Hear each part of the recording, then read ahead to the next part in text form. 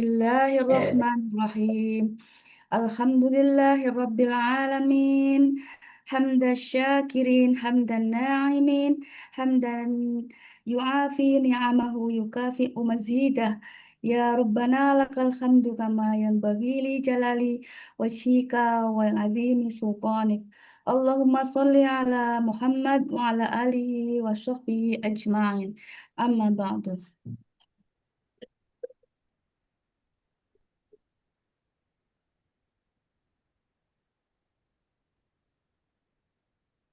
Allahumma ya Allah, pada hari ini kami berkumpul untuk menuntut ilmu dan mempersiapkan diri menyambut datangnya bulan Ramadan.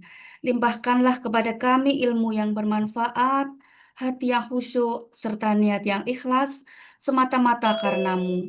Ini Ya Allah, sucikanlah hati kami sebelum Ramadan tiba. Ampuni dosa-dosa kami yang telah lalu dan kuatkanlah kami untuk dapat menjalankan ibadah di bulan Ramadan dengan sebaik-baiknya. Ya Allah, sampaikanlah kami pada bulan Ramadan. Berkailah umur dan waktu kami, serta jadikanlah kami termasuk hamba-hambamu yang mendapatkan rahmat, ampunan, dan pembebasan dari api neraka. Rabbana taqabbal minna innaka antas sami'ul alim wa tub alaina innaka antat tawwabur rahim. Amin ya rabbal alamin. Yang terhormat Ustadz Ardiansyah Asri Hussein LCMA, yang kami hormati Mas Tumpang, Saudarawu ya Mas Tumpang. Assalamualaikum. Nggih. Yang kami hormati juga Mas Joko Wahyudiono dan seluruh rekan-rekan alumni SMA Negeri 1 Kebumen tahun 90 yang saya hormati dan yang saya banggakan. Alhamdulillah, puji syukur kepada Allah atas limpahan rahmat, taufik, dan hidayahnya. Sehingga pada malam hari ini kita dapat bersama-sama menyelenggarakan kajian dan semoga rahmat dan keselamatan senantiasa kita sanjungkan kepada junjungan kita Nabi besar Muhammad Sallallahu Alaihi Wasallam yang kita nantikan syafaatnya di hari kiamat. Dan semoga kehadiran kita di majelis taklim ini senantiasa mendapatkan ridho Allah Subhanahu wa Ta'ala. Amin ya Rabbal alamin. Untuk mengawali kajian malam hari ini, izinkan saya membacakan susunan acara sebagai berikut. Yang pertama pembukaan, kedua pembacaan ayat-ayat suci Al-Quran, ketiga sambutan Ketua Umum Kolak, keempat tausiah menyambut Ramadan oleh Ustadz Ardiansyah Asri Hussein LCMA, dan yang terakhir ramah tamah. Hadirin dan hadirat rahimakumullah. Dengan senantiasa memohon taufik dan hidayah serta ridhomu ya Allah, marilah kajian ini kita buka bersama-sama dengan membaca Ummul Kitab. Al-Fatihah. أعوذ بالله من الشيطان الرجيم. بسم الله الرحمن الرحيم. الحمد لله رب العالمين. الرحمن الرحيم مالك يوم الدين. إياك نعبد وإياك نستعين. اهدنا الصراط المستقيم صراط الذين أنعمت عليهم غير المغضوب عليهم ولا الضالين. Amin. Terima kasih teman-teman semua. Semoga dengan bacaan Ummul Kitab, kajian kita pada malam hari ini dapat berjalan dengan lancar tanpa halangan suatu apapun dan dapat membuka hati kita untuk menerima kebenaran ajaran-ajaran Allah dan Rasul-Nya. Selanjutnya, kita sampai kepada acara yang kedua, yakni pembacaan ayat-ayat suci Al-Quran yang akan dibawakan oleh Mas Joko Wahyudiono dengan membaca surat Al-Baqarah ayat 183 sampai dengan 185. Tafadhol. Terima kasih Mbak Ini. Assalamualaikum warahmatullahi wabarakatuh. Waalaikumsalam. Waalaikumsalam warahmatullahi. أعوذ بالله من الشيطان الرجيم بسم الله الرحمن الرحيم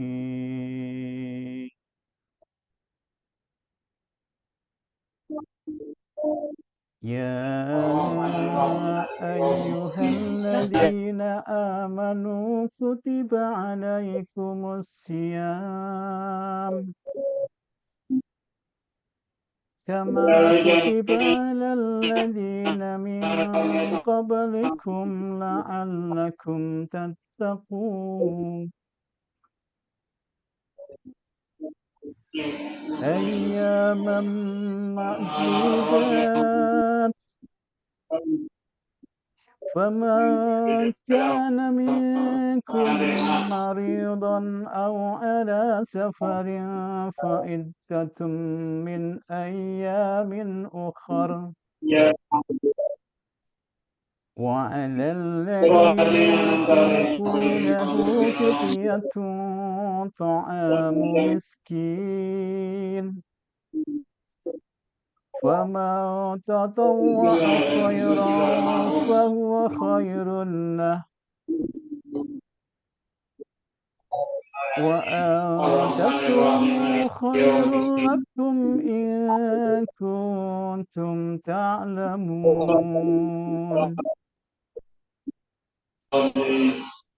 شهر رمضان الذي أنزل فيه القرآن هدى للناس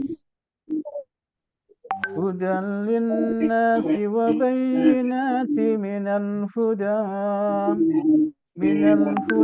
والفرقان فمن شهد منكم الشهر فليصم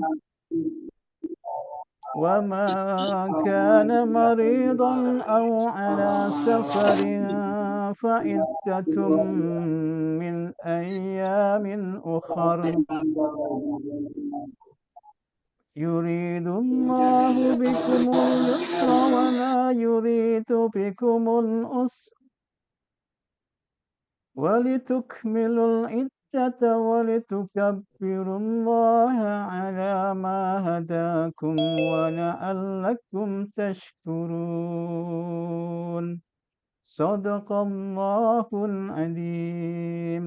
Assalamualaikum warahmatullahi wabarakatuh.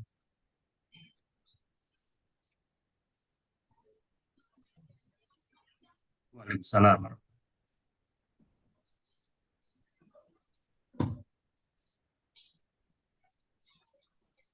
Terima kasih Ustaz Joko. Semoga dengan bacaan Al-Quran tersebut dapat menambah ketebalan iman kita dan dapat meningkatkan ketakwaan kita kepada Allah Subhanahu wa Ta'ala. Amin ya Rabbal alamin. Pada Mas Joko kami ucapkan terima kasih. Hadirin dan hadiroh yang dimuliakan oleh Allah, kita memasuki acara berikutnya, yakni sambutan Ketua Umum Golak. Mas Tumpah hadir. Kalau Monggo Mas baik, memberikan sambutan kepada warga Golak. terima kasih Mbak Heni. Sama-sama. Bismillahirrahmanirrahim. Assalamualaikum warahmatullahi wabarakatuh. Waalaikumsalam Waalaikumsalam warahmatullahi wabarakatuh. Alhamdulillah. Selamat malam, salam sejahtera kita semuanya. Ya, pertama-tama yang kami hormati Bapak Ustadz Ardiansa Asri Hussein, LCMA. Kemudian yang kami hormati seluruh rekan-rekan alumni SMA Negeri 1 Kebumen Angkatan 90 yang pada hari ini hadir dan tidak bisa saya sebutkan satu persatu. Kalau ada hampir 20 orang bisa hadir. Kemudian Mbak Heni selaku pembawa acara. Pertama-tama mari kita panjatkan puji syukur kehadirat Allah Subhanahu wa Ta'ala, di mana pada kesempatan malam hari ini tepatan tanggal 24 Desember malam ke 6 atau 7 ya untuk bulan Rojab. eh, baik teman-teman semuanya dan Pak Ustadz yang kami hormati, memang kita biasanya memang membuat kegiatan berupa taklim seperti ini dalam rangka kita meningkatkan iman, meningkatkan ketakwaan kita, sekaligus memang momen ini bisa kita jadikan momen bersilaturahmi nantinya setelah nanti Pak Ustadz memberikan tausiah, kita bisa saling tegur sapa secara online, temu kangen, bersilaturahmi, saling berkabar. Ini biasa kita selalu rutinkan. Kemudian nanti apa-apa yang akan disampaikan tentunya dalam rangka menyambut Ramadan 1447 Hijriah. Mudah-mudahan kita semuanya bisa dipertemukan di bulan Ramadan, bulan penuh berkah, bulan penuh ampunan. Insya Allah semua kita itu diberikan kesehatan, keberkahan, bahagia lahir batin, dan sukses selalu. Dan tentu kita nanti ujungnya adalah bisa diketemukan di surganya Allah Subhanahu wa Ta'ala. Karena ini kita rombongan ya, insya Allah kita rombongan SMA Negeri 1 Kebumen itu masuk surga melalui perantara apapun. Kita nanti pas di pintu ketemu malaikat, oh ini kita rombongan SMA 1 gitu. Yang itu sudah di depan nih. Oh iya, masuk. Insya Allah seperti itu ya. Jadi kita itu bisa masuk surga secara rombongan. Bagaimana di dalam itu masuk surga, untuk neraka juga ada yang secara rombongan. Demikian barangkali pada prinsipnya insya Allah kajian seperti ini akan kita rutinkan, dan kegiatan-kegiatan lain ada bakti sosial, kemudian yang menyangkut dengan pertemanan dan silaturahmi selalu kita tingkatkan. Dan terima kasih Pak Ustadz sudah berkenan hadir, dan nanti untuk memberikan tausiahnya kita dengarkan sama-sama. Demikian barangkali dari saya selaku mewakili dari rekan-rekan SMA Negeri 1 Kebumen Angkatan 90. Mohon maaf apabila ada hal yang kurang berkenan. Billahi taufik wal hidayah. Wassalamualaikum warahmatullahi wabarakatuh. Waalaikumsalam Waalaikumsalam warahmatullahi warahmatullahi wabarakatuh. Terima kasih Mas Tumpang atas sambutan dan sapaannya untuk kita semua warga Golak yang tentunya saat ini berbahagia, sehat. Amin ya Rabbal Alamin. Teman-teman yang dirahmati oleh Allah, sampai kita pada acara inti, yakni tausiah yang akan disampaikan oleh Ustadz Ardiansyah Asri Hussein LCMA. Mohon izin sebentar kami bacakan dulu kurikulum vitae beliau sekilas ya teman-teman, supaya kita lebih mengenal beliau sebelum beliau menyampaikan tausiahnya. Bismillahirrahmanirrahim. Ustadz Ardiansyah Asri Hussein LCMA adalah seorang mubaligh dan pakar syariah. Latar belakang beliau lahir di Indragiri Hilir, Riau, 8 Desember 1982. Anak ketiga dari 4 bersaudara, sudah menikah dan dikaruniai 5 orang anak. Dikenal sebagai pakar syariah dan penceramah bersertifikat MUI Pusat dan Kemenak RI. Antara kegiatan utama sebagai Dewan Pengawas Syariah bersertifikat DSN MUI dan Nazir Wakaf bersertifikat BNSP dan Lembaga Sertifikasi Profesi Badan Wakaf Indonesia. Aktif sebagai pengisi seminar, webinar, zoominar, ceramah dan tabligh akbar dalam tema-tema keislaman dan keumatan, fikih, ibadah, dan ekonomi Islam. Kemudian kami sampaikan pendidikan formal beliau adalah di Pondok Pesantren Dar El Hikmah, Pekanbaru Riau, kemudian S1 License Syariah Universitas Al Azhar Kairo, Mesir, kemudian S2 Master Syariah University of Malaya, Kuala Lumpur, Malaysia, kemudian S3 Kandidat Doktor Syariah Universitas Islam Negeri Sunan Gunung Jati, Bandung. Kemudian pendidikan nonformal dan profesi adalah beliau sudah memperoleh sertifikasi Dewan Pengawas Syariah, sertifikasi Nazir Wakaf, sertifikasi Dai Moderat ADDAI, standarisasi kompetensi dai, penguatan kompetensi penceramah agama, penguatan kompetensi penceramah agama tingkat provinsi, tadi tingkat pusat, ya, sekarang kemudian tingkat provinsi, dan pelatihan dasar muamalah maliyah dan fatwa DSN MUI, kemudian training I'm Your Coach, kemudian daurah kepalestinaan Mimbar Nuruddin Zangki, pendidikan bahasa Arab dan studi Islam. Demikian sekilas kurikulum vitae beliau. Sebelum nanti pada saatnya beliau akan menyampaikan tausiahnya kepada kita semua. Mohon izin, Ustadz Ardiansyah, kami persilahkan, tafadhol. Eh, Baik, hatur nuhun kepada Bu Heni selaku pembawa acara. Bismillahirrahmanirrahim. Assalamualaikum warahmatullahi wabarakatuh. Waalaikumsalam warahmatullahi wabarakatuh. Waalaikumsalam warahmatullahi wabarakatuh. Alhamdulillah wa syukurillah wa la haula wa la quwata illa billahil aliyil azim. Teriring salam dan doa kepada Bapak Ibu sekalian, keluarga besar alumni Seman 1 Kebumen, ya. Angkatan 1990, Masya Allah, ya. Jadi 90. iya, Masya Allah. Jadi saya baru usia 8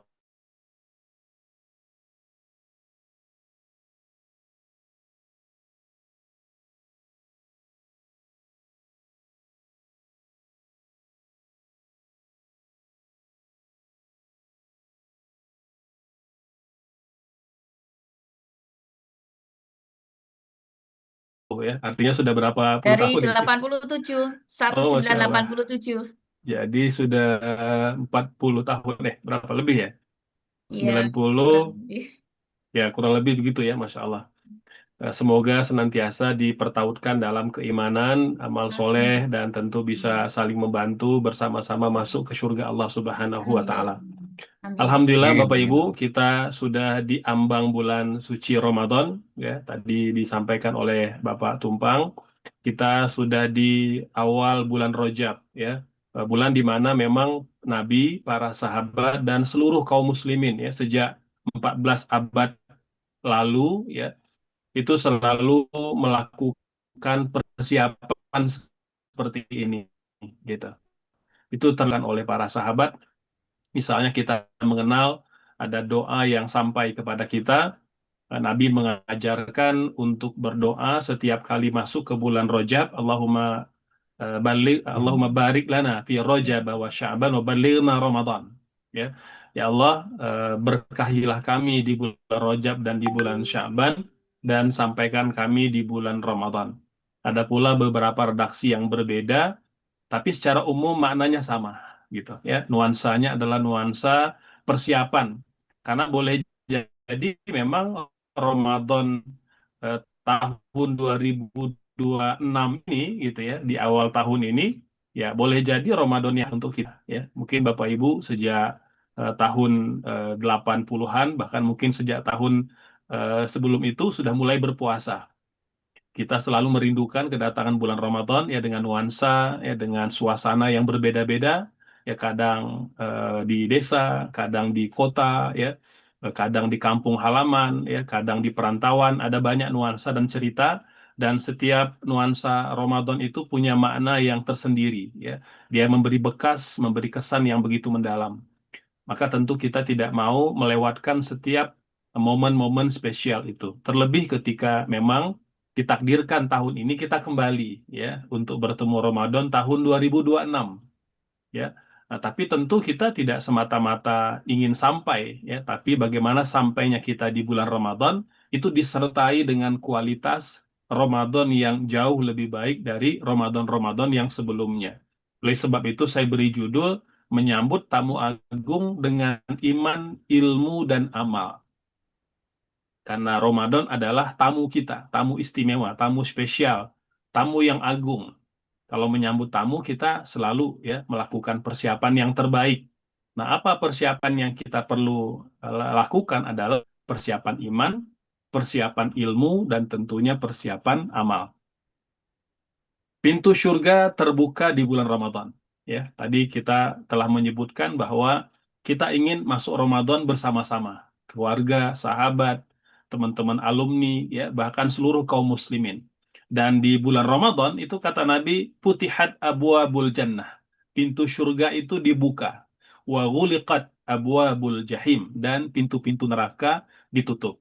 Artinya bahwa ada banyak amal soleh, ada banyak kesempatan yang sebenarnya itu dapat kita maksimalkan, dapat kita optimalkan. Tinggal memilih saja, kita mengambil atau tidak, kita menggunakan kesempatan itu atau tidak. Oleh sebab itu, kata Nabi, pintu surga terbuka, ya, tapi tidak menjamin kita bakal masuk. Pintunya terbuka, tapi kita mau nggak masuk, gitu. Pintu neraka tertutup, tapi betulkah ada orang yang menjauhi? Karena banyak juga orang tidak berpuasa di bulan Ramadan. Banyak juga orang bermaksiat di bulan Ramadan gitu. Nah, pertanyaan penting untuk kita adalah terkait dengan persiapan iman, ilmu, dan amal. Apakah kita sudah menyambut Ramadan itu dengan iman? Karena Ramadan itu erat dengan keimanan. Bahkan Allah memanggil kita itu dengan panggilan keimanan. Ya ayyuhalladzina amanu kutiba alaikumusiyam. Wahai orang-orang yang beriman, diwajibkan kepada kalian berpuasa. Nah, pertanyaannya adalah, apakah kita merasa sudah beriman sehingga layak dipanggil oleh Allah Subhanahu wa Ta'ala untuk mengerjakan ibadah puasa Ramadan? Yang kedua, kesiapan ilmu. Apakah kita sudah memiliki pemahaman ilmu yang cukup tentang ibadah Ramadan? Walaupun boleh jadi kita sudah berpuasa belasan bahkan puluhan tahun gitu. Tapi sudahkah kemudian kita telah ya memiliki pemahaman dan ilmu yang memadai, yang cukup tentang Ramadan? Kemudian untuk amal, ya. Apakah kita sudah merencanakan program ibadah Ramadan secara terstruktur, tersistematis, terencana? Karena kita akan beribadah di bulan Ramadan, ya, itu kalau tidak terencana, kalau tidak terstruktur, kalau tidak terpetakan dengan baik, kita mudah sekali dikacaukan ya oleh perkara atau hal-hal lain yang dapat jadi, yang boleh jadi merusak konsentrasi ibadah kita kepada Allah Subhanahu wa Ta'ala. Sama seperti kalau kita belanja ke pasar. Kalau kita tidak bikin catatan, ya, rencana belanja, itu kita bisa belanja apa saja. Jadi sama juga Ramadan. Kalau kita tidak merencanakan, tidak mengagendakan, tidak memetakan kegiatan di bulan Ramadan, maka sudah barang tentu kita tidak akan maksimal ibadah di bulan Ramadan. Nah, ada 3 pilar persiapan untuk menyambut Ramadan. Yang pertama, persiapan iman dan hati.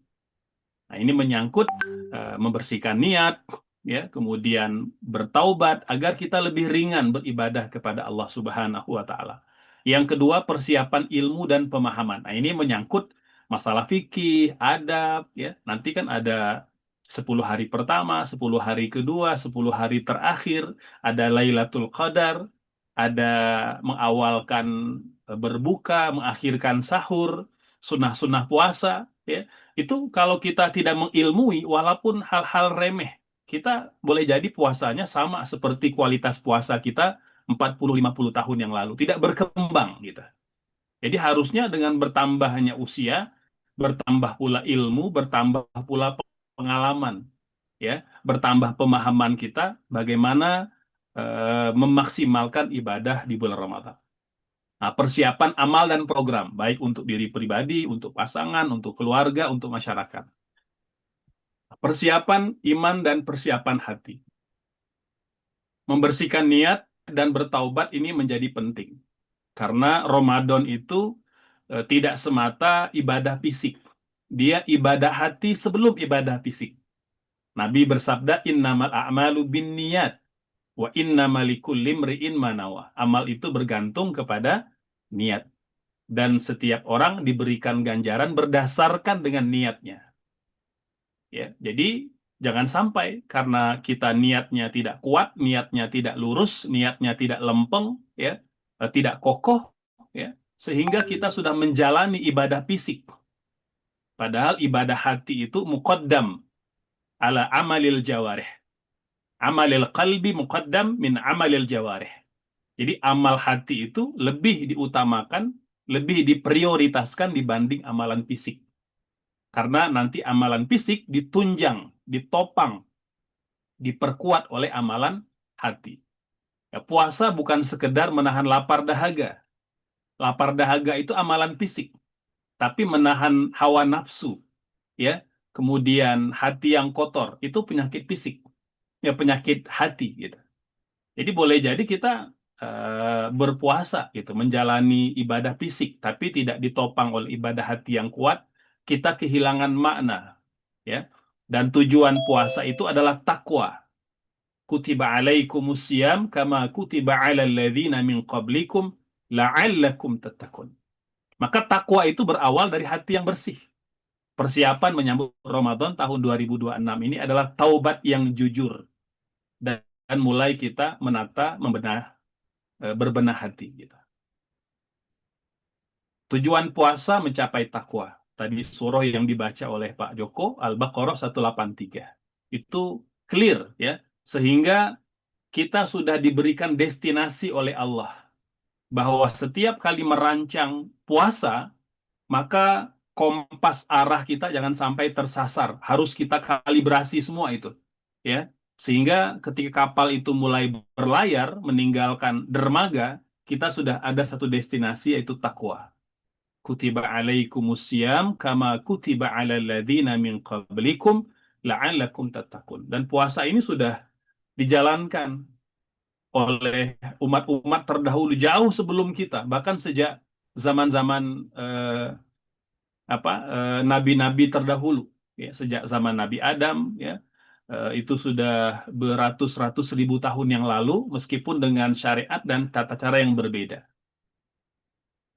Nah, keutamaan taubat sebagai persiapan hati kita, gitu ya. Nabi bersabda, "At-taibu mina dzambi kaman la dzambalah." Orang yang bertaubat atas dosanya seperti orang yang tidak berdosa. Jadi perbanyaklah bertaubat, perbanyaklah kita beristighfar.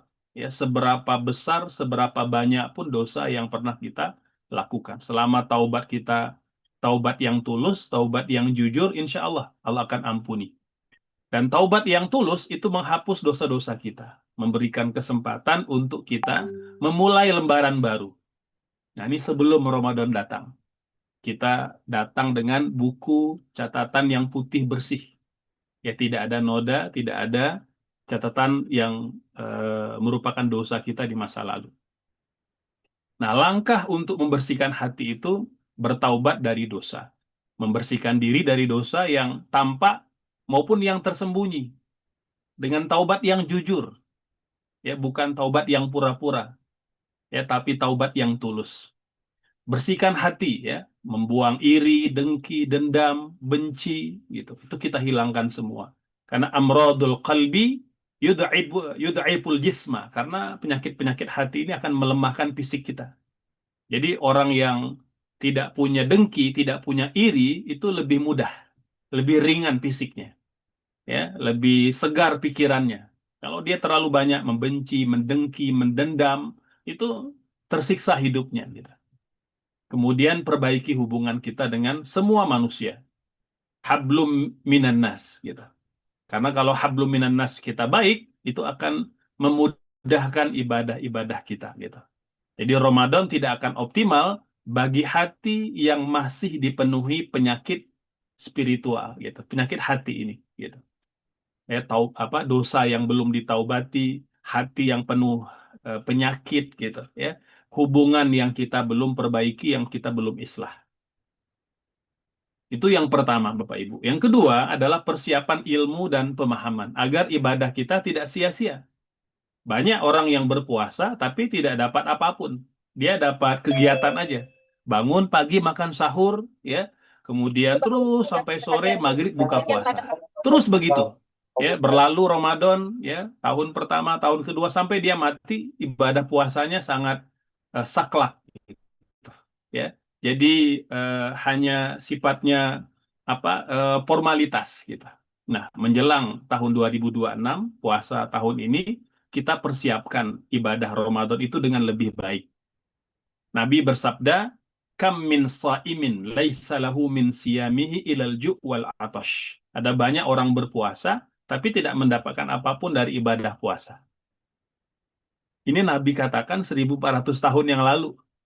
Belum ada sosial media, belum ada AI, ya, belum ada teknologi yang canggih sampai hari ini, tapi Nabi telah mengatakan akan banyak kelak, ya, sampai hari kiamat orang yang berpuasa tapi tak mendapatkan apapun dari puasanya melainkan lapar dan dahaga.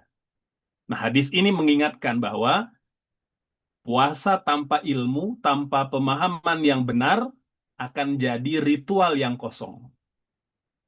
Dia kering gitu, karena tidak punya ilmu. Ya. Nah, apa ilmu yang perlu kita kuasai, Bapak Ibu? Yang pertama, rukun dan syarat puasa. Harus tahu apa rukun puasa, apa syarat puasa. Ya, karena kita sudah berpuasa puluhan tahun gitu. Yang kedua, apa yang membatalkan puasa? Dari makan, minum, gitu ya. Ada lagi yang dapat membatalkan pahala, gitu ya. Jadi ada yang membatalkan puasa, ada yang membatalkan pahala. Ini dua hal yang berbeda. Kata Imam Al-Ghazali, yang membatalkan puasa itu cuma dua, makan dan minum. Hubungan suami istri gitu. Tapi ada yang membatalkan pahala, itu banyak sekali. Lebih banyak pembatal pahala dibandingkan pembatal puasa. Jadi boleh jadi ada orang yang tidak batal puasanya, tapi sudah batal pahalanya sejak pagi gitu. Sejak bangun pagi, sejak melek dia, sejak buka HP, sejak ngirim postingan, ya, share di sosial media, itu telah batal pahalanya meskipun belum batal puasanya. Nah, ini harus kita waspadai. Yang ketiga, ilmu tentang adab Ramadan. Adab-adab penting dijaga. Adab puasa, adab makan sahur, adab berbuka, adab qiyamul lail. Itu perlu juga mendapat porsi ilmu dan pemahaman yang memadai. Nah, ditambah di Ramadan itu ada malam yang mulia, Lailatul Qadar, 10 malam yang terakhir. Ya, dan 10 malam terakhir ini pula lebih banyak godaannya dibanding 10-20 malam yang pertama. Ya, dari mulai persiapan Ramadannya, persiapan mudiknya, persiapan lebarannya, gitu. Ya, padahal ini 10 malam yang terakhir itu menjadi penentu keberhasilan dan kualitas ibadah puasa kita. Ilmu mendahului amal. Ya, maka ketahuilah bahwa tidak ada sesembahan yang benar melainkan Allah. Fa'lam annahu la ilaha illallah. Jadi dalam berbagai hal, ya, itu Allah sangat menekankan ilmu itu bahkan lebih awal dibanding iman. Dan iman tidak diterima tanpa ilmu. Oleh sebab itu termasuk juga ibadah. Ibadah tanpa ilmu tertolak. Sebagaimana ilmu tanpa tanpa diamalkan, maka dia juga tidak bermanfaat. Ayat ini menunjukkan ilmu itu didahulukan sebelum amal. Ibadah Ramadan didahulukan dengan ilmu agar kita lebih khusyuk ibadahnya, lebih benar dan lebih bernilai. Karena beda puasa orang berilmu dengan puasa orang yang kurang berilmu itu beda.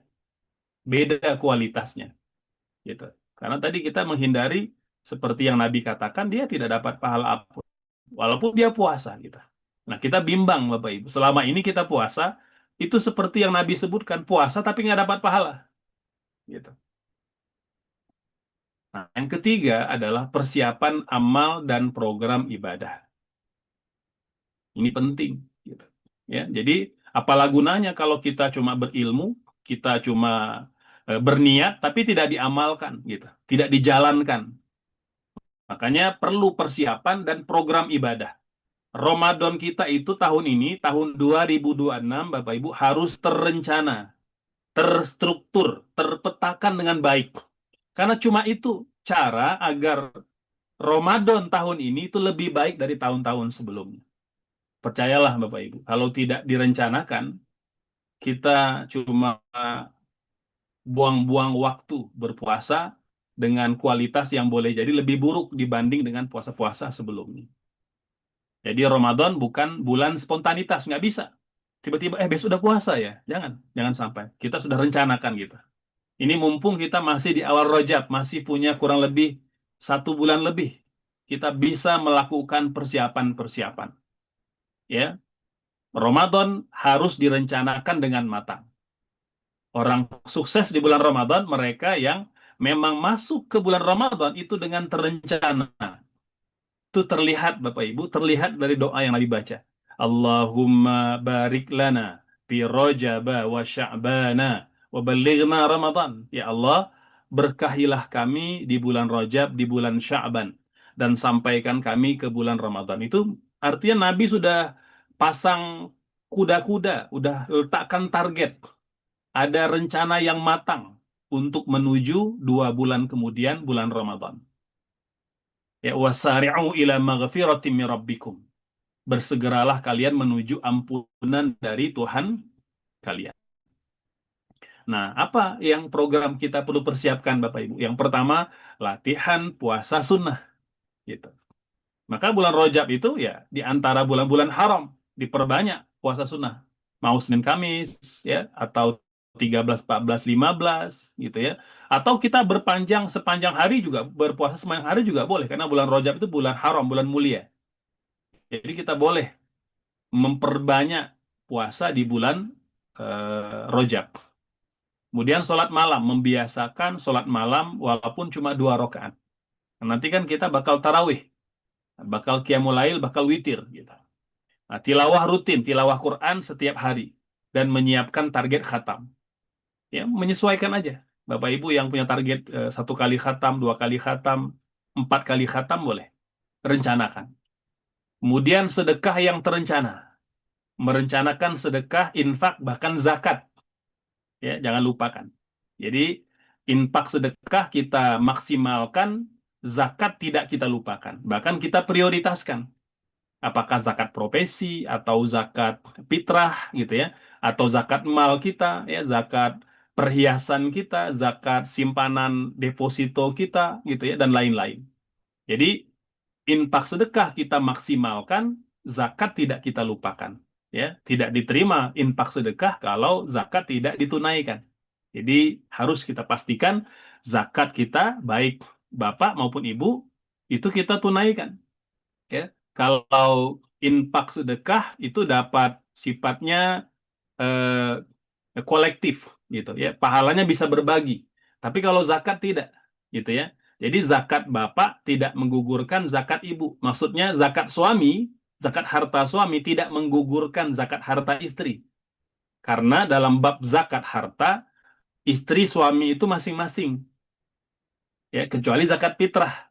Nah, kalau zakat fitrah maka suami membayarkan zakat semua anggota keluarga yang dia tanggung. Pasangan, anak, orang tua yang fakir miskin itu anak yang menanggung. Tapi kalau zakat harta itu masing-masing. Suami punya harta, istri punya harta. Gitu ya. Maka setiap orang laki-laki perempuan yang punya harta mencapai nisab, mencapai haul, wajib mengeluarkan zakat 2,5%. Nah, di bulan Ramadan. Nabi bersabda, "Man sama Ramadan wahan, lahu ma taqaddama min dzambi." Orang yang puasa di Ramadan dengan iman ya, dan berharap pahala, maka diampuni dosa-dosa yang telah lalu. Kata iman wahtisaban ya, ini kata para ulama, iman dan perencanaan pahala. Jadi dia menghitung betul, ini berapa banyak pahala yang bakal saya raup, yang bakal saya dapatkan, yang bakal saya hasilkan sepanjang Ramadan. Jadi perencana, ihtisab. Jadi kata-kata hisab, imanan wahtisaban, dengan penuh perhitungan, dengan penuh perencanaan. Ya, jadi ada agenda-agenda amal soleh yang kita lakukan sepanjang bulan Ramadan. Nah, ini menunjukkan puasa harus dilakukan dengan kesadaran dan kesiapan. Jadi Ramadan 2026 ini boleh jadi Ramadan yang terakhir. Jadi tidak ada jaminan juga kita bisa bertemu. Tapi seandainya kita bisa bertemu di bulan Ramadan tahun 2000, ya, di antaranya ya seorang soleh yang kita kenal, mungkin Bapak Ibu juga kenal, dan boleh jadi seumuran dengan Bapak Ibu, ya, Ustadz Jazir, Ketua Majelis Syuro Masjid Jogokarian, ya, itu luar biasa. Di dikagumi banyak orang, ya, kita husnuzon, ya, kita tidak tahu amalan beliau yang tidak terlihat, ya, tapi yang tampak oleh mata kita dia orang baik, dia orang soleh, kita husnuzon, ya, dia meninggal husnul khotimah, tidak sempat bertemu Ramadan padahal tinggal beberapa bulan lagi, ya. Nah, ini orang-orang Sumatera misalnya, hari ini sudah tercatat 1.100 orang Sumatera, sebagian besar warga Aceh yang meninggal dunia. Bahkan boleh jadi angkanya bisa mencapai 3.000.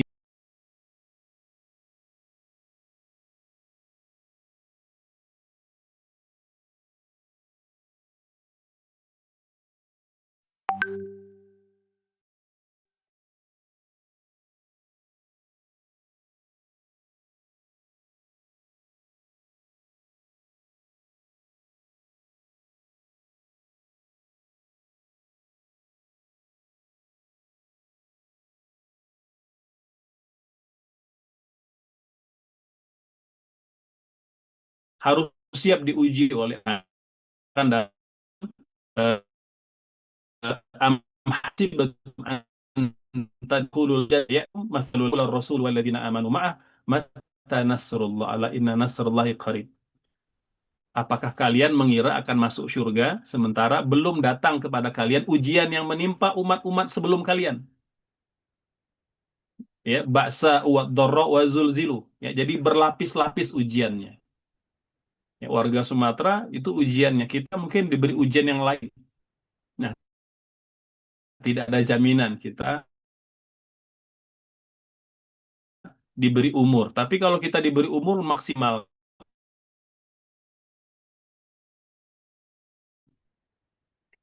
nah, Nabi berpesan, ya, ya, saya jangan tunggu sore. Intinya kita segerakan amalan soleh yang sudah di depan mata dapat kita kerjakan, langsung kita eksekusi. Jangan tunda-tunda. Nah, boleh jadi tidak sempat lain waktu. Ya. Nah, pertanyaan refleksi. Kelalaian atau kesungguhan? Nyambut dan kelalaian atau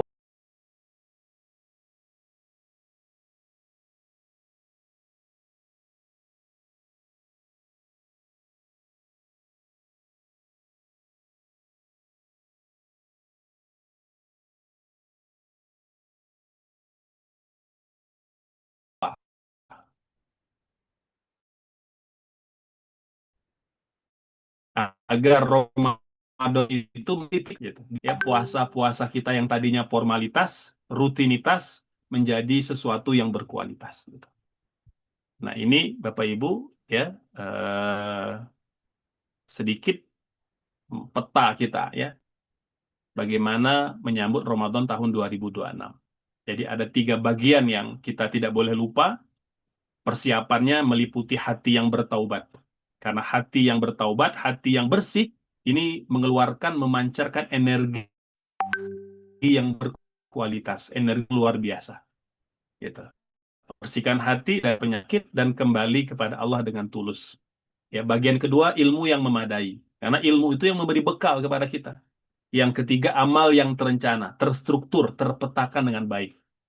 Agar kita nanti bisa satset Awal Ramadan sampai 30 Ramadan kita sudah mengejar agenda-agenda itu. Ya, agar kita mencapai semua target-target Ramadan di tahun ini gitu ya. Nah, harapan dan komitmen Bapak Ibu sekalian, Ramadan tahun 2026 benar-benar menjadi titik balik kehidupan kita, bukan sekedar rutinitas tahunan, tapi Ramadan momentum untuk satu, memperbaiki kualitas iman dan ibadah. Yang kedua, meningkatkan pemahaman agama. Harus lebih baik, harus lebih alim, harus lebih takwa.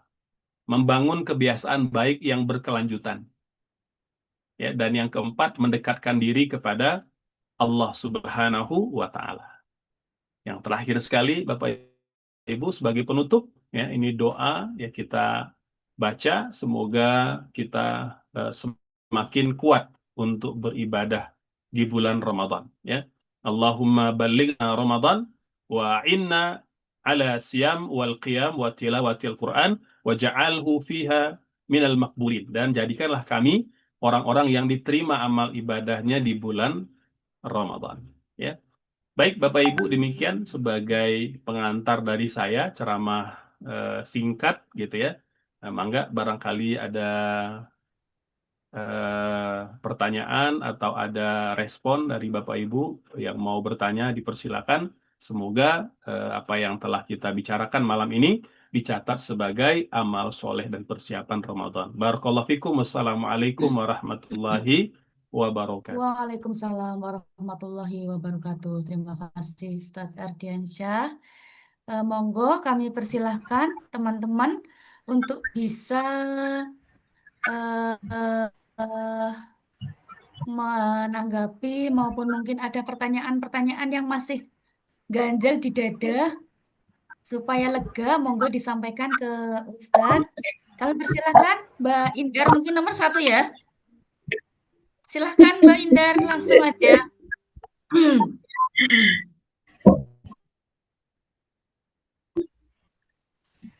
Monggo Mbak.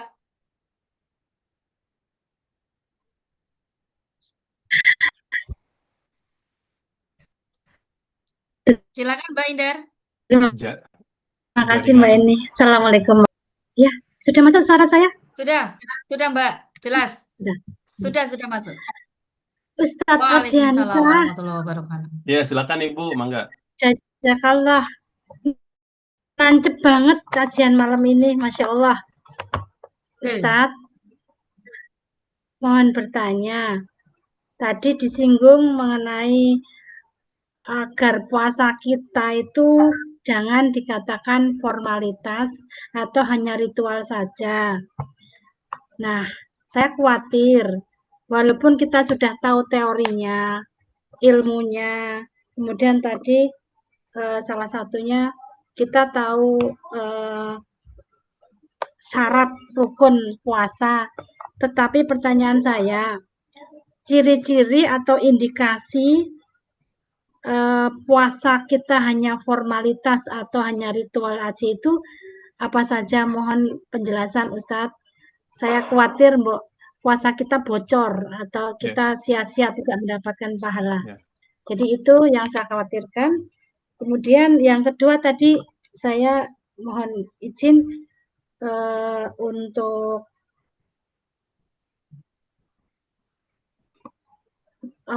Ramadan terencana agar berkualitas. Kemudian kita sudah diberikan alarm ataupun sudah diberikan tanda-tanda.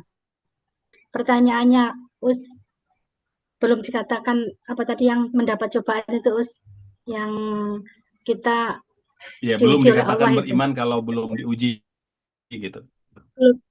Nah, itu maksudnya. Apakah Ustadz dikatakan ujian itu jika hamba Allah itu mengalami hal-hal yang menyakitkan seperti sakit, kemudian mungkin dikhianati seorang ataupun ada cobaan ekonomi, ada cobaan masalah. Nah, kategori ujian itu yang mana Ustadz? Saya terus terang penasaran apakah ujian yang mana ya? Maaf, mohon ujian. Matur nuwun Ustadz. Mangga Ibu Jazakallah. sami-sami. Ya, Assalamualaikum warahmatullahi wabarakatuh. waalaikumsalam. Waalaikumsalam Ya, warahmatullahi langsung wabarakatuh. dijawab ya, Silakan. Bu Eni. Langsung dijawab aja Ustadz, Ya, biar nggak baik. lupa. Saya juga biar nggak lupa. Bapak Ibu sekalian, yang pertama apa eh, Indikasi. Indikasi indikasi gitu ya puasanya bocor. membedakan ibadah puasa kita itu masih rutinitas gitu ya, atau Formalitas. dia sudah puasa yang berkualitas gitu. Kita katakan Bapak Ibu sekalian bahwa puasa itu dia hanya sarana. Puasa itu bukan tujuan. Puasa itu bukan tujuan, dia sarana. Ya, jadi kan kata Allah, ya ayyuhalladzina amanu kutiba alaikumusiyam. Wahai orang-orang yang beriman, diwajibkan kepada kalian berpuasa. Jadi Allah mengatakan bahwa puasa itu wasilah, puasa itu kendaraan, puasa itu sarana yang mengantarkan kalian la'allakum tattaqun, agar kalian bertakwa. Maka puasa yang berkualitas, puasa yang mengantarkan kita menjadi pribadi bertakwa. Ya, orang bertakwa itu ditandai dengan dua hal. Ya, yang pertama adalah al-amal, ya, bima amarallah wajtina bima nahallah. Menjalankan semua yang Allah perintahkan, meninggalkan yang Allah larang. Jadi itu parameter pertama. Jadi kalau kita itu puasanya di bulan Ramadan, setelah Syawal kita meninggalkan perintah Allah, melakukan larangannya, maka ibadah puasa kita itu formalitas. Gitu. Jadi mengukurnya begitu yang pertama, ya. Yang kedua, gitu ya, bahwa ibadah puasa itu mengantarkan pribadi bertakwa takwa yang permanen. Artinya takwa yang istiqomah. Dia tidak hanya bertakwa di bulan Ramadan, tapi bertakwa di sepanjang tahun. Maka ada istilah kun rabbaniyan wala takun ramadhaniyan. Jadilah hamba Allah yang rabbani, yang menyembah Allah sepanjang tahun, bukan menjadi hamba Ramadan. Hamba Ramadan itu ibadah yang hebatnya cuma Ramadan aja. Bulan Syawal sudah nggak tilawah, sudah nggak qiyamul lail, sudah nggak infak sedekah, sudah nggak jaga lisan, gitu. Nah, ini indikator-indikatornya, Bapak Ibu sekalian. Nah, kalau ibadah puasa kita itu ya belum mencapai dua hal ini, maka ibadah puasa kita itu perlu kita perbaiki agar dia menjadi ibadah yang berkualitas. Jadi itu Ibu Indarwati ya sebagai tolak ukurnya, parameternya bagaimana kita menilai ibadah puasa kita itu masih formalitas, rutinitas atau sudah naik kelas gitu. Nah, dilihat nanti setelah Ramadan, ba'da Ramadan. Dia tidak bisa kita lihat di Ramadan. Dia hanya terlihat nanti setelah Ramadan. Sama seperti kalau Ibu bertanya, apa tanda haji mabrur? Itu tidak semata-mata terlihat dia selalu pakai peci gitu ya.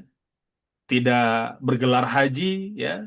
Atau kemana-mana bawa tasbih gitu ya. Bukan cuma itu. Ya, tapi haji yang mabrur gitu ya. Itu haji yang tercermin pada tindak laku, perilaku, akhlak kesehariannya. Semakin baik, semakin berakhlak, semakin santun, semakin mulia, maka dia adalah haji yang mabrur. Demikian itu yang pertama ya. Yang kedua, tadi bagaimana agar Belum terkait dengan ujian, Ustadz. ya ujian betul ya. Ya. Nah, Ujian ujian itu bisa kategori. apa saja ya. Jadi ujian bagi orang-orang beriman itu berlevel-level. Tadi kan ayat yang saya kutip kata Allah, am hasibatum an tadkhulul jannata walamma ya'tikum mathalul ladzina khalau min qablikum. Apakah kalian mengira mudah masuk surga? Jadi nggak mudah ternyata Bapak Ibu. Mengapa tidak mudah kata Allah? Karena kalian belum diuji. Dan ujian yang datang itu kata Allah, ya, masadhumul ba'sa wa dharra wa zulzilu, berlapis-lapis. Ya. diberi habis ujian satu, datang ujian berikutnya, datang lagi berikut, bertubi-tubi. Gitu. Dan setiap orang itu diberikan ujian sesuai dengan kemampuannya. La yukallifullahu nafsan illa wus'aha. Jadi Nabi bersabda, asyaddun nasi bala'an al-anbiya thumma alladhi amthal fal amthal. Manusia yang paling berat ujiannya itu para nabi, para rasul. Lalu orang-orang yang dekat dengan mereka, dekat dengan mereka, gitu. Jadi artinya, Bapak Ibu, semakin kita dekat kepada Allah, ternyata itu hidup kita tidak semakin mudah, tapi semakin banyak ujiannya. Tapi tentu ujian di sini bukan ujian dalam arti ujian yang buruk ya. Nah, dia ujian untuk menempa kita jadi lebih sabar, lebih kuat, gitu ya. Mungkin kehilangan orang-orang yang tercinta, mungkin kehilangan harta, ya, mungkin disakiti, mungkin dizalimi, itu ujian-ujian semua, gitu ya. Dan setiap orang, Bapak Ibu, itu sudah diberikan kadar ujiannya masing-masing. Dan kita tidak bisa memilih, ya Allah, saya pengen ujiannya ujian seperti anak SD aja, nggak bisa. Allah sudah menyiapkan paket-paket ujiannya, gitu ya. Dan semakin besar ujian, semakin besar pahala. Nabi bersabda, Bapak Ibu, dalam hadis yang sahih, Innallaha idza ahabba qauman ibtalahum. Allah kalau mencintai suatu kaum, kaum itu kerap akan diuji oleh Allah. Subhanallah. Coba hari ini kita lihat Bapak Ibu, kita merenung ya. Negara mana di dunia ini yang paling berat ujiannya? Kita akan langsung terpikir, oh rakyat Gaza, Palestina. rakyat Palestina. Itu Masya Allah mereka. Ujiannya silih berganti. Ya, jangan tanya berapa jumlah korban jiwa gitu, korban harta gitu. Ya. Hari ini di Indonesia misal kita lihat ya, rakyat negara kota mana yang paling besar ujiannya? Kita juga ada ujian, tapi ujian kita mungkin tidak lebih berat dibanding mereka. Ya. Kita lihat rakyat Aceh gitu. Itu ujiannya luar biasa Bapak Ibu. Kehilangan anak, kehilangan keluarga ya sejak tsunami dulu. Saya punya sahabat kuliah di Mesir tahun 2023-2024. Tsunami kan tahun 2006. Bapak Ibu, dia kehilangan seluruh anggota keluarganya. Itu teman karib saya, Dr. Andi Putra, sekarang dosen di Aceh. Tahun 2006 itu beliau goncang jiwanya gitu. Ayah ibu wafat, kakak adik wafat, seluruh paman bibinya wafat. Jadi dia satu-satunya orang yang belum meninggal gitu, karena tinggal di Kairo, tinggal di Mesir, masih kuliah bareng dengan saya. Itu berat ujiannya. Tapi Ustaz kan ada juga orang bermaksiat di Aceh. Iya, betul. Makanya ujian itu ya, dia bisa menjadi sarana mengangkat derajat, bisa pula menjadi azab. Itu dilihat kepada siapa azab itu atau musibah itu menimpa. Kalau dia menimpa orang beriman dan orang beriman itu sabar, maka itu ujian. Itu Allah ingin menaikkan derajat makomnya di hadapan Allah Subhanahu wa taala. Tapi kalau yang ditimpa ujian itu ahli maksiat, ya, orang yang memang sehari-harinya bergelimang dosa, itu azab untuk mereka. Jadi menilai musibah itu ujian, bencana atau azab, lihat kepada siapa Allah timpakan ujian itu. Ya, kita lihat warga Aceh hari ini, Masya Allah. Ya, jadi luar biasa dan kita bercermin dari situ. Ya. Nah, tapi Bapak Ibu jangan khawatir. Ya, nanti dalam hadis yang sahih gitu ya, di antara ya surga yang dicemburui oleh orang-orang beriman nanti di akhirat itu surganya ahlu musibah. Surganya ahlu musibah. Nanti di akhirat Bapak Ibu itu akan ditimbang gitu ya. Ada namanya ahlu afiyah, ada ahlu musibah. Ahlu afiyah ini orang yang ada ujiannya cuma tidak terlalu banyak. gitu. Ujiannya mungkin pada hal-hal yang agak ya mungkin ujian tetangga yang jutek gitu ya. Mungkin apalagi rekan kerja yang berkhianat gitu ya. Ya ujiannya ujian-ujian level-level menengah lah gitu. Ada yang ahlu musibah ini kehilangan orang tua, kehilangan pasangan, kehilangan harta seperti orang-orang Aceh hari ini gitu ya. Saya juga pernah bertemu apa rakyat Gaza itu di Mesir, seorang nenek itu kehilangan 25 anggota keluarga. Ya, ini sebatang kara gitu ya. Maka namanya ini ahlu musibah. Nah, lalu Bapak Ibu, Allah berikan surga kepada ahlu musibah ini yang lebih tinggi tingkatnya dibanding ahlu afiyah. Sampai sampai orang ahlu afiyah Allah, kalaulah kami tahu surga yang bakal diterima oleh ahlu musibah, kami rela dikembalikan ke dunia, tubuh kami digergaji kecil-kecil. Itu hadis sahih Bapak Ibu sekalian. Subhanallah. Jadi ya Bapak Ibu kita yang diuji hari ini gitu ya. Ya kita meyakini ya selama iman kita kuat, insya Allah ya semua kesabaran kita itu bakal kita terima ganjaran di surga insya Allah. Amin. Ya, sudah Ustaz. Ya sudah. Oke. Terima Semoga kasih Ustaz. sami-sami. Mangga kalau barangkali masih ada. Mbak Indar puas ya. Terpuaskan ya jawabannya Mbak Indar. Lanjut, Mbak Dwi, Assalamualaikum silahkan. warahmatullahi wabarakatuh, Ustadz dan teman-teman. Waalaikumsalam. Mangga Ibu silakan. Ustadz, guru kita yang luar biasa itu kan Rasulullah ya. Coba ceritakan kepada saya, kepada kami, bagaimana Rasulullah menyambut dan menjalani Ramadan. Terima kasih. Ya, baik Bapak Ibu sekalian ya, bahwa Nabi itu adalah suri tauladan. Ya, dia kuduah dan uswah. Ya, jadi contoh yang paling utama, contoh yang paling tinggi, al-mathalul a'la. Gitu ya. Jadi Allah itu memberikan kita contoh hidup, kurikulum yang hidup. Itu pada diri Rasul. Karena khuluquhul Quran. Nabi itu akhlaknya Al-Quran. Quran yang hidup, Quran yang bernyawa. Gitu. Ya. Maka termasuk Ramadan. Ya. Bahwa Nabi itu sangat mempersiapkan diri setiap menyambut bulan Ramadan. Itu terlihat ya, pertama tadi ya bahwa Nabi itu sudah mempersiapkan Ramadan. Bahkan Bapak Ibu dalam kitab Lataiful Ma'arif Ibnu Rajab mengatakan Nabi itu bahkan melakukan persiapan sejak 6 bulan sebelum Ramadan. 6 bulan Bapak Ibu.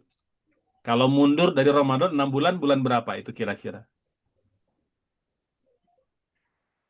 Kalau kita ingat bulan Maulid, ya Rabiul Awal. September mungkin. Ya, Rabiul Awal itulah Nabi membuat persiapan Ramadan. Rabiul Awal, Rabiul Tsani, Jumadil Ula, Jumadil Tsaniyah, Rajab dan Sya'ban. 6 bulan Nabi buat persiapan. Luar biasa. Ini menunjukkan ya. Jadi Nabi itu 6 bulan persiapan Ramadan. Gitu ya. 6 bulan berikutnya gitu ya. Itu mempersiapkan diri bagaimana mengimplementasikan nilai-nilai Ramadan. Bertemu dengan Ramadan tahun depan. Itu yang pertama, gitu ya. Yang kedua, Bapak Ibu sekalian, tadi ya, bahwa Nabi sudah mengajarkan kita untuk melakukan persiapan-persiapan. Dan persiapan yang Nabi lakukan itu tidak semata-mata untuk diri beliau pribadi. Ya, dan Nabi mengajak dirinya, pasangannya, keluarganya, tetangganya, masyarakatnya untuk bersama-sama mempersiapkan diri di bulan Ramadan. Ya, jadi tadi yang kita bahas ada persiapan persiapan jasmani, persiapan rohani gitu ya, dan persiapan amal nanti di bulan Ramadan gitu ya. Ya, persiapan rohaninya ya tadi meluruskan niat, membersihkan hati gitu ya. Kemudian menambah ilmu, pemahaman, itu persiapan rohani gitu ya. Persiapan jasmani gitu ya. Ini saya tambahkan Bapak Ibu, itu Nabi juga menganjurkan kita untuk mulai latihan berpuasa agar kita tidak spontanitas masuk ke Ramadan. Kita lebih siap. Karena biasanya orang kalau jarang puasa itu berat kalau nanti puasa Ramadan. Maka minimal kita Senin Kamis ya atau Ayamul Bid atau hari-hari tertentu gitu ya. Kita berpuasa awal bulan Rajab, kita berpuasa bulan-bulan haram gitu ya. Kemudian yang tidak kalah penting ada juga latihan-latihan fisik gitu ya. Jadi penting untuk sehat gitu ya. Nah, ini Bapak Ibu kalau kita bicara sehat itu Nabi adalah sosok yang sangat ya menekankan ya memandang penting urgensi kita sehat. Bahkan Nabi bersabda pada hadisnya, al-mu'min al-qawi khairun wa ahabbu ilallah minal mu'mini dhaif wa fi kulli khairin. Mukmin yang kuat, mukmin yang sehat itu lebih Allah cintai, lebih baik daripada mukmin yang lemah. Meskipun kedua-duanya baik. Ya. Mengapa kuat sehat ini menjadi penting Bapak Ibu? Karena banyak ibadah-ibadah itu tidak maksimal kalau kita sakit. Gitu ya. Jadi penting kita juga menjaga kesehatan. Nabi ya itu mengajarkan kita bagaimana persiapan puasa misalnya mengatur pola makan. Contoh begini. Kata Nabi, "Nahnu qaumun la na'kul hatta naju' wa idza akalna lam nashba." Kita itu adalah umat tidak akan makan sampai betul-betul lapar. Dan kalau kita makan, kita tidak kekenyangan. Itu beda sekali ya, Bapak Ibu dan kita. Coba saya ulang ya. Kita tidak akan makan sampai betul-betul lapar. Dan kalau kita makan, tidak kekenyangan. Kan kita sebaliknya, kita nggak lapar aja makan gitu, apalagi lapar gitu. Dan kalau makan tidak berhenti sampai kekenyangan. Nah, itu sangat berefek, berdampak pada kesehatan kita. Nabi, Bapak Ibu, sampai usia 63 tahun, itu masih menunggang kuda, masih naik gunung, masih latihan bela diri gitu, masih memimpin peperangan. Nah, ini menunjukkan beliau sehat gitu. Ya, maka di Ramadan ini ya penting kita jaga kesehatan seperti mana Nabi juga melakukan persiapan-persiapan itu. Itu yang bagian pertama, Bapak Ibu ya. Yang kedua yang tidak kalah penting, bagaimana Nabi memberikan kuduah kepada kita untuk Ramadan ini adalah bahwa Ramadan itu kita tidak boleh sendiri, ajak orang lain, gitu. Minimal ajak pasangan kita, ajak keluarga kita, gitu ya. Maka Nabi banyak itu menyarankan, gitu ya, kita untuk kemudian dalam hadisnya Allah memberkahi, gitu ya, seorang suami yang mengajak istrinya qiyamul lail, membangunkannya gitu ya. Begitu juga sebaliknya gitu ya. Kemudian juga pada hadis tentang Lailatul Qadar, ada 3 hal yang Nabi lakukan di 10 hari terakhir. Yang pertama, wa aiqaza ahlahu wa ahya lailah. Nabi itu mengencangkan ikat pinggang, artinya beliau mengurangkan makan, tidak apa tidak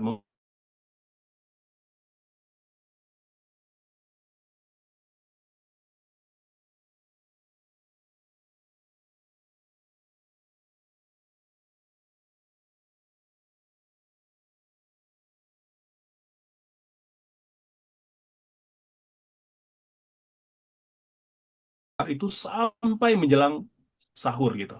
Nah ini Bapak Ibu ya, jadi jangan sampai kita Ramadan itu mau sendiri aja, ajak keluarga kita. Syukur kalau kita bisa mengajak semakin luas ya, apakah itu minimal tetangga, bahkan mungkin teman-teman seangkatan, sekomunitas atau sepengajian gitu ya. Nah yang ketiga Bapak Ibu ini yang tidak kalah penting. Nabi selalu menekankan bahwa ibadah Ramadan itu jangan cuma nuansa personal, tapi ada nuansa sosial. Makanya ibadah-ibadah kita itu jangan cuma tilawah, itu personal. Jangan cuma tahajud, itu personal. Jangan cuma qiyamul lail, tarawih, witir, itu personal. Tapi ada ibadah sosialnya, Bapak Ibu. Apa itu ibadah sosial? Infak dan sedekah. Itu perbanyak itu. Nabi, ya kata Ibunda Aisyah, Nabi itu dermawan aslinya. Tapi kalau Ramadan, itu ekstrim dermawannya gitu. Jadi dia jor-joran infak sedekah itu. Makanya nggak salah kalau Bapak Ibu, Ustadz boleh nggak nih saya zakatnya diberikan Ramadan aja? Boleh. Boleh nggak Ustadz saya infak sedekah saya simpan dulu nanti Ramadan? Boleh juga gitu. Ya, tapi sebaiknya kalau bisa ya di luar Ramadan kita berinfak sedekah, di Ramadan kita lebih banyak berinfak sedekah. Ini terlebih sekarang untuk rakyat Aceh, rakyat Sumatera gitu. Ya, itu kita bantu mereka, salurkan bantuan-bantuan kita baik langsung atau tidak langsung gitu. Jadi itu ya, ibadah sosial Bapak Ibu. Karena kita tidak cukup dengan hablum minallah tapi juga hablum minan nas gitu. Makanya banyak orang yang masuk Islam itu bukan melihat tahajud Nabi, bukan melihat zikir dan salawatnya Nabi, tidak. Coba, banyak orang Yahudi masuk Islam karena akhlak dan budi pekerti dan pemberian-pemberian dan sikap-sikap sosialnya kepada Nabi. Padahal orang Yahudi itu paling membenci Nabi gitu. Tapi setelah Nabi meninggal, dia mengenang kebaikan-kebaikan itu. Nah, ini Bapak Ibu, jadi ibadah kita juga punya nuansa sosial. Itu yang selalu Nabi tekankan, ibadah Ramadan kita jangan cuma dimensi personal, tapi juga dimensi sosial. Wallahu a'lam. Demikian Bu Dwi. Terima kasih Ustadz. Luar biasa, saya Sama-sama. sangat memperoleh ilmu untuk persiapan Ramadan. Semoga menjadi pahala untuk Ustadz dan kita semua. Amin. Amin, Amin ya amin, amin. Rabbal Alamin. Terima kasih Ustaz. Terima kasih Mbak Dwi. Mungkin satu lagi dari bapak-bapak, ada yang ingin menanyakan ke Ustadz terkait dengan amalan-amalan untuk bulan Ramadan mungkin atau apapun itu yang terkait dengan bulan Ramadan. Monggo, silakan. Halo, bapak-bapak, ini sudah ibu-ibu dua. Mungkin menyimak ya Bapak. Tiga bapak-bapak ini yang mendominasi bapak-bapak loh. Ayo, monggo Pak. Masya Allah, ini bapaknya tawadu semua ini, Masya Allah. Iya, Masya Allah. Mungkin Mas Fred, izin, monggo mau bertanya.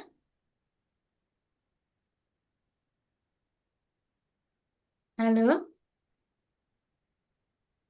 halo. Diwakili ustadznya aja aku. Diwakili. Siap, Bapak, siap. Mungkin siapa Mas Tri atau Mas Uut atau siapa saja, monggo. Cowok satu, silahkan mewakili gendernya. Enggak bercanda.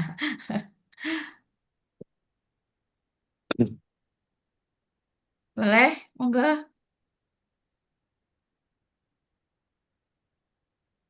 Halo, beneran ini nggak ada yang tanya? Alhamdulillah Berarti sudah cukup sih, cukup Mbak ya. Seni. Sudah mengerti, insya Allah. Tinggal mengamalkan. Alhamdulillah, ya Allah. Mudah-mudahan pada ini ya ibadah puasanya, ya Allah.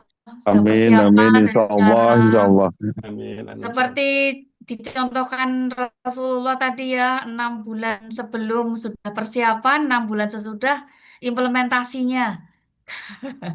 Masya Allah. Nggih, eh ini bener ini nggak ada yang tanya lagi, masih ada waktu loh, 5 menit. Atau Mbak Tuti, ada yang ingin ditanyakan? Izin tanya. Ini bapak-bapak, Halo Mbak ini, tanya. ya? Siapa ini? Pak Triantoro. Oh, Mas Iya. Tri, ya silakan. Ustadz izin tanya Ustadz. Mangga, Pak Tri, tinggal. Iya.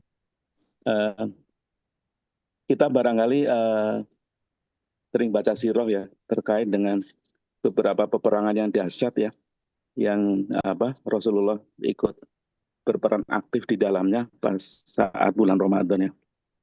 Terus untuk saat ini implementasinya bagaimana Ustaz ya? Untuk saat ini semangat itu Ustaz Ya. yang harus kita terapkan di bulan Ramadan yang memang secara real tidak ada perang gitu. Ya. Itu aja Ustaz. Ya. Jazakallah.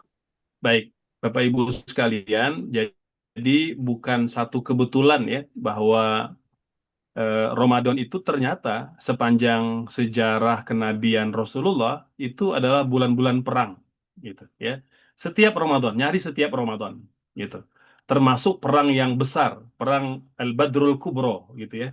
Ini perang besar pertama umat Islam yang jumlahnya 300 orang melawan pasukan yang jumlahnya 1.000 orang lebih dengan amunisi, perlengkapan perang, kendaraan perang yang jauh lebih lengkap, ya, jauh lebih banyak gitu. Tapi ternyata Allah gambarkan kam min fi'atin qalilatin ghalabat fi'atan katsirah. Tapi ternyata jumlah pasukan Badar yang hanya 300 orang itu mengalahkan yang 1.000 orang. Sementara Nabi dan sahabat sedang berpuasa. Ya kita kan secara naluri logika ini kok bisa orang puasa bisa perang gitu dan menang perangnya gitu. Dan tidak hanya perang perang Badar gitu. Ada banyak perang-perang besar itu Nabi sahabat itu berpuasa gitu. Jadi satu ingin mengatakan bahwa puasa itu tidak menghalangi kita untuk beraktivitas gitu ya. Nah, buktinya Nabi bisa mencapai kemenangan di bulan Ramadan gitu. Jadi tidak jadi alasan. Apalagi kita hari ini alasan cuma bekerja gitu ya. Bekerja ke kantor atau beraktivitas gitu ya. Jadi jangan sampai kita ya masyakoh atau kesulitannya tidak lebih berat dibanding Nabi tapi kita udah berbuka gitu. Itu yang pertama gitu ya. Yang kedua bahwa jika dalam perang saja Nabi bisa produktif gitu ya, apalagi kalau tidak perang. Ada Ramadan Nabi tidak berperang. Rata-rata yang Nabi tidak berperang Ramadannya gitu ya, itu ibadahnya luar biasa. Ya, yang kata sahabat sampai kaki beliau pecah-pecah gitu. Itu terjadi di Ramadan yang Nabi tidak berperang. Gitu. Itu harus begitu Bapak Ibu sekalian. Jadi kita ya karena kita tidak ada perang dalam arti perang fisik pada hari ini gitu ya. Maka harusnya dalam kondisi yang lapang ini kita harus bisa lebih produktif. Lebih banyak amal solehnya, lebih banyak karya kebaikannya, lebih banyak jejak-jejak jariah kebaikan yang ditinggalkan untuk keluarga, sahabat, kerabat, tetangga, bangsa, negara gitu. Sesuai dengan kapasitas kita gitu. Ini yang kedua gitu ya. Nah, yang ketiga tentunya kalau kita bicara ghazwah gitu ya, perang gitu ya, maka dia ada ada kegiatan kerohanian yang juga perlu kita pertahankan gitu ya. Nabi selalu mengatakan bahwa nahnu ummah la nuqatil bil uddah wala bil iddah walakin bil iman. Bahwa kita berperang, kita ini adalah kaum yang tidak berperang dengan jumlah pasukan dan peralatan gitu kira-kira. La nuqatil bil uddah wala bil iddah. Jadi kita tidak berperang dengan itu, tapi kita berperang dengan iman gitu. Ya, kalau kita berperang dengan iman, maka ukuran banyaknya tentara, lengkapnya senjata itu tidak menjadi soal. Buktinya Islam menang walaupun sedikit, walaupun kurang perlengkapannya gitu. Jadi adalah iman gitu. Tapi kata Nabi, kalau kita tidak berperang dengan iman gitu ya, dan kita bermaksiat kepada Allah, maka peperangan itu dimenangkan oleh mereka yang lebih banyak, lebih lengkap senjatanya, dan lebih jitu strateginya. Itu poinnya, Bapak Ibu sekalian, gitu ya.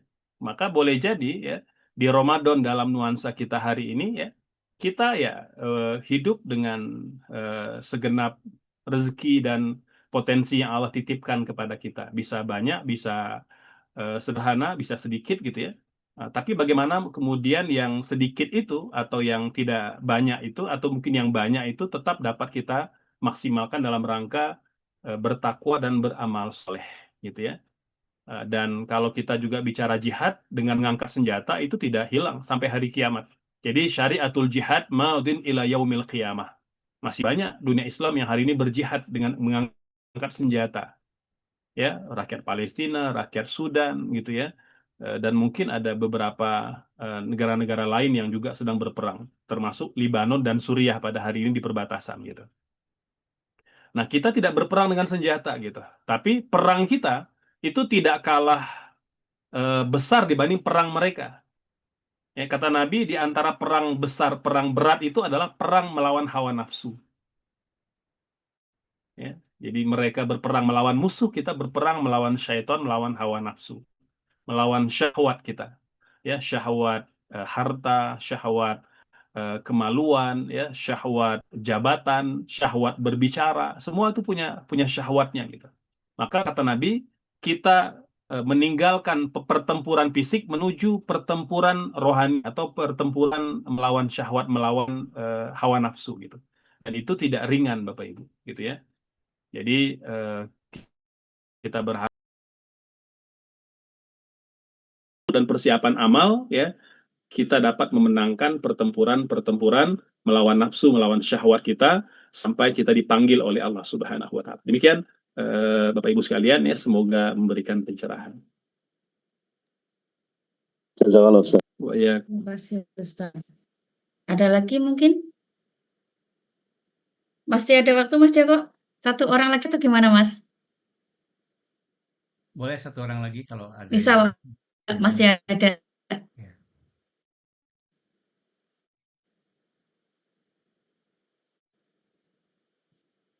Ya. Kan? Satu lagi. Izin Mbak Heni. Monggo. Boleh satu lagi ya. Ya, siap. Enggak berdua, Silakan Mbak. Ya.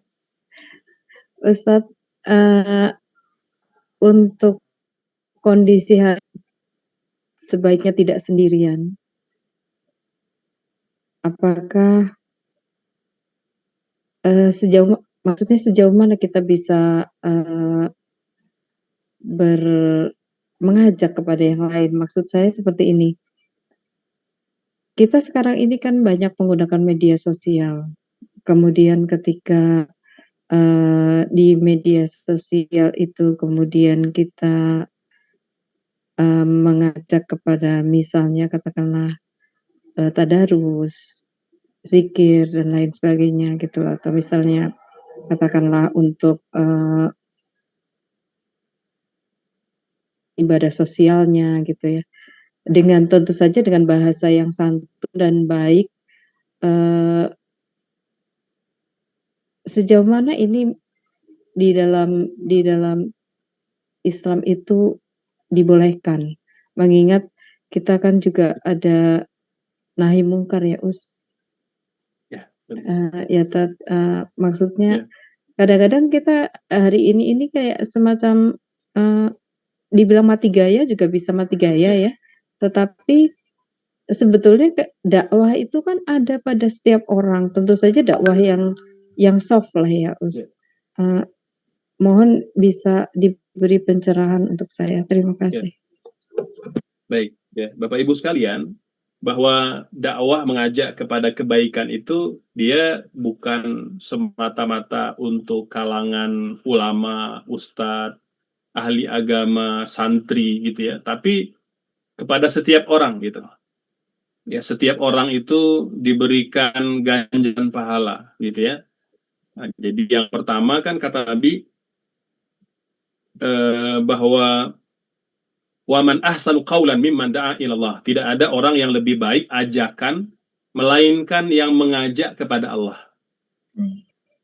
Jadi tidak ada ajakan yang lebih mulia, lebih istimewa, lebih berpahala dibanding ajakan kepada Allah. Ingat Allah dengan semua ibadahnya. Ibadah hati, ibadah fisik. Pokoknya kalau mengajak orang kepada Allah, apapun bentuknya, itu panggilan yang terbaik. Pahala yang lebih baik. Dalam hadis kata Nabi bahwa seluruh makhluk yang ada di langit, yang ada di bumi, semut di lubangnya, ikan di lautan mendoakan orang yang mengajak pada kebaikan. Dan orang yang mengajak kepada kebaikan itu mendapatkan pahala seperti orang yang melakukannya. Gitu. Kita ngajak orang untuk tilawah. Kita belum tilawah nih. Mungkin kita masih terhalang. Mungkin contoh aja gitu ya. Ibu-ibu sedang sakit gitu ya. Ada teman datang. Kamu jangan lupa tilawah. Kan kita belum tilawah tuh. Tapi ngajak orang tilawah dan dia tilawah, itu pahala ibu dapat sama seperti yang dia tilawah. Gitu. Itu luar biasanya gitu ya. Kemudian yang kedua, kita mengajak itu sesuai dengan kapasitas kita. Ya kan kata Nabi, man ra'a minkum munkaran falyughayyir biyadihi. Fa illam yastati bilisanihi, fa illam yastati biqalbihi. Kalau kalian melihat kemungkaran, cegah dengan kekuatan, dengan jabatan, dengan otoritas. Kita mungkin RT, RW ya, atau atasan atau pejabat tertentu atau pemerintah, cegah dengan otoritas kita. Tidak mampu ya, dengan lisan kita peringatkan atau dengan tulisan gitu ya. Tidak mampu juga, maka dengan hati kita mendoakan. Nah, itu level-levelnya. Nah, dan kita juga mengajak manusia itu ya dengan sesuatu yang memang kita sudah pahami. Karena tidak boleh juga kita menyampaikan sesuatu yang belum kita pahami gitu. Ya, jadi syukur-syukur kalau kita mengajak orang amalan yang sudah kita amalkan. Kita ngajak orang infak sedekah, kita sudah berinfak sedekah. Kita ngajak orang qiyamul lail, kita udah qiyamul lail gitu. Jadi intinya bahwa amar ma'ruf nahi mungkar itu dilakukan oleh siapa saja dan orang yang melakukannya mendapatkan pahala kebaikan yang sama. Jadi tidak dibatasi kepada kalangan ustadz, kalangan yang belajar agama saja gitu ya. Jadi siapapun yang mendapatkan kebaikan dari Al-Quran, dari hadis, nasihat ulama gitu ya, dan dia telah menjalani atau sedang belajar menjalani, dan dia ajak orang lain, maka dia mendapatkan pahala. Nah itu insya Allah Bapak Ibu juga kita lakukan di sepanjang bulan Ramadan. Kita ajak teman-teman dekat kita, ya keluarga kita, langsung dengan lisan atau bisa dengan WA, dengan voice note gitu ya. Nah Bapak Ibu yang mungkin biasa bersosialita gitu ya, yang bersosial media itu bisa bikin rekaman pendek, nggak usah panjang-panjang gitu ya. Jadi kita sampaikan apa yang sudah kita pahami, yang sudah kita mengerti kepada orang lain, insya Allah semuanya akan mendapatkan ganjaran pahala dari Allah Subhanahu wa Ta'ala. Demikian Bu Dwi, semoga jelas. Jazakallah Ustaz. Waalaikumsalam. Terima kasih Pak Ustadz, juga Mbak Dwi yang sudah memberikan pertanyaan-pertanyaan yang mewakili kita semua di sini, sehingga insya Allah semuanya bisa mendapatkan pemahaman yang lebih baik terkait dengan persiapan bulan Ramadan, mau baik sebelumnya maupun sesudahnya.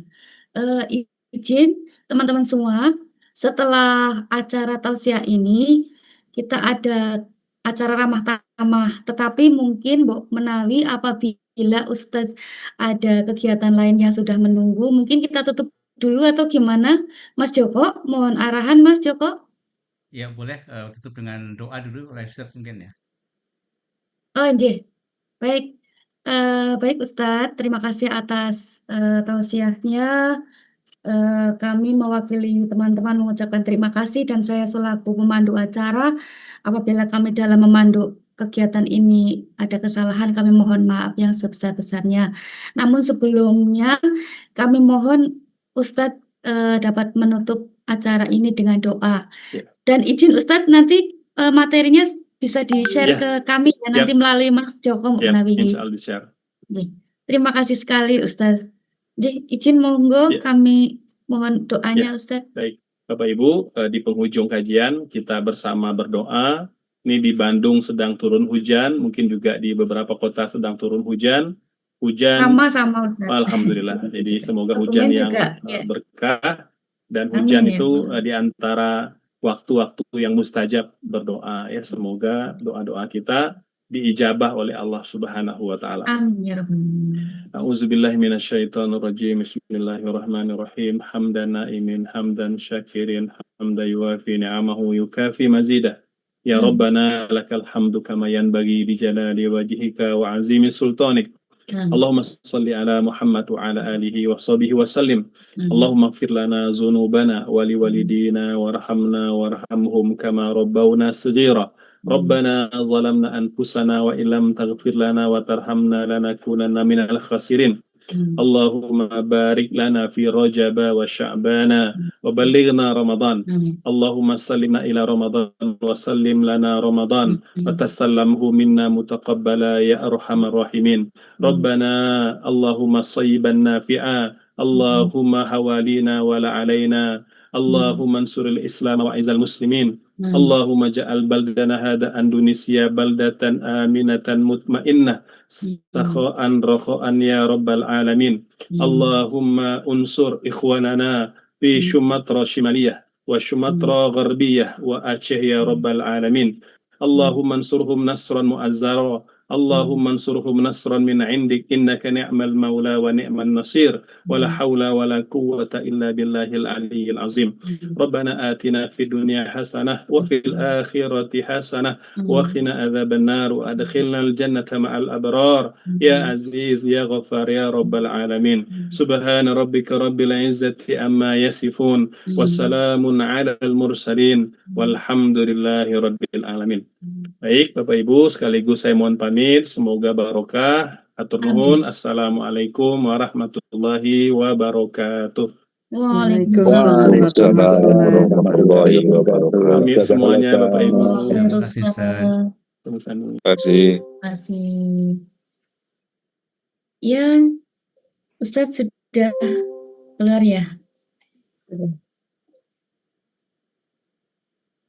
Ya, sekarang acaranya beramah tamah karena sudah lama kayaknya tidak bersua ya teman-teman semuanya. Ayo Monggo. on cam dong.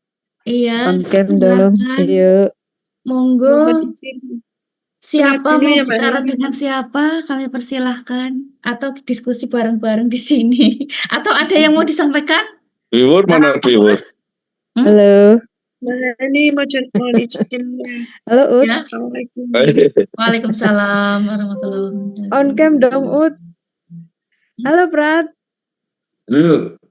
Aku nggak bisa moto-moto loh. Kangen deh.